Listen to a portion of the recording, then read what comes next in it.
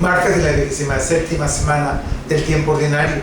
Hoy vemos a Jesús en el Evangelio de hoy visitando a una familia. Es raro ver a Jesús de visita. Siempre está predicando, siempre está sanando enfermos, formando a sus discípulos, pero era humano, tenía amigos, tenía conocidos, visitaba familias.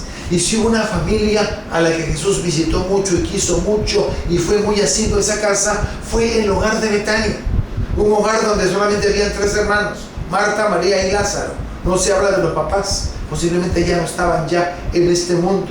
Los hermanos vivían en Betania, en la periferia de Jerusalén.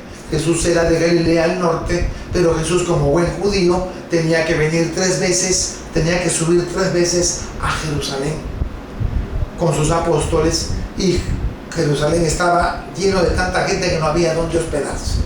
En los andenes, debajo de las bancas, la gente dormía en cualquier lugar.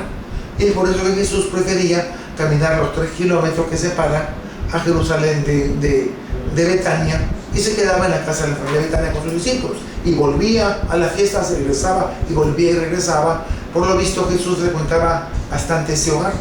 Pero hoy vemos a Jesús que está sin apóstoles.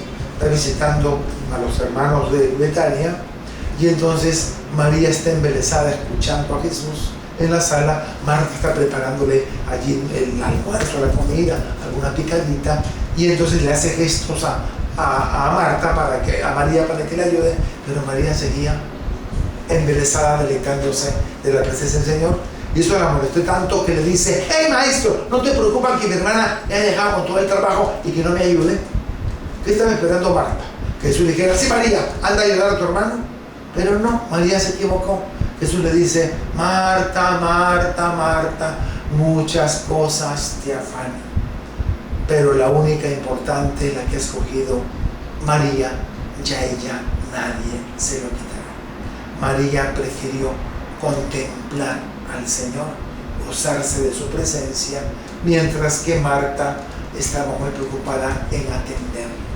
No se trata de atender a Jesús, se trata de entender, de conocer y de disfrutar a Jesús.